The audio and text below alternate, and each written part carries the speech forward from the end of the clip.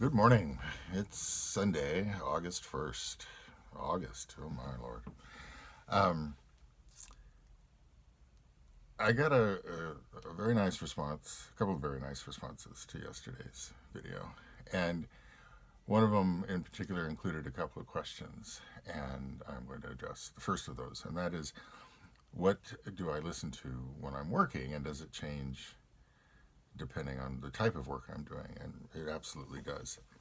Um, I should say first, if you're in a shared studio, obviously you have to negotiate, and conversations can be ideal if everyone's in the conversation and if people are close enough that you don't have to be shouting or taking your attention from your work to be part of the conversation. Um, anyway, at the Art Center, I think they forbid radio in part because there's always somebody potentially who would prefer silence or prefer a different kind of music. So we'll start with radio.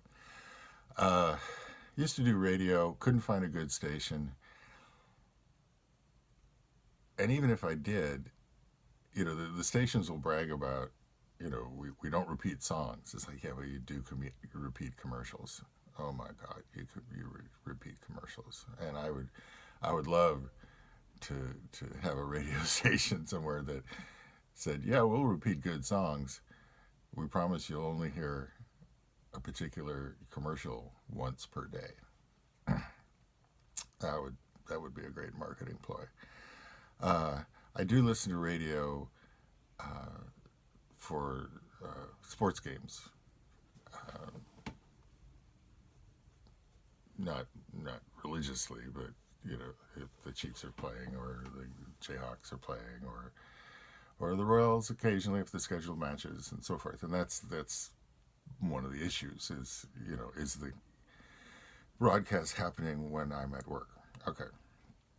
One advantage with the sports game is that I can step away and come back, and that's fine. Um, okay, so that covers radio. I actually listen to Pandora a lot, although it does have that same problem with the commercials because I'm too pinch penny to spend the money to get the free version or the no commercial version. Um, in fact, I'll listen to it enough that occasionally it'll stop with a little message, "Are you still there?" um, and that has the advantage that, again, if I step away or if there's something noisy that happens, uh, I don't really feel like I've missed anything. The missing thing comes up when I do books on tape or books on CD, and we have a good library here in Lawrence, and so I can get these for free. And those can be ideal, particularly for long sessions, in part because I have to get up to switch the CD, and it's a good idea to get up. If you're sitting there with a big old stack of balls of clay and you're throwing and having a great old time, that's fine, except it's not very good for your body. So having the CD run out and force you to, wipe off your hands and get up and switch CDs, that's good for your back. Um, and it also helps, particularly with favorite authors or particular books, you feel like you're not wasting your time just down there throwing pots or something. There's a second thing going on. You're becoming a well-read potter. Um, for some situations, I have to go with silence.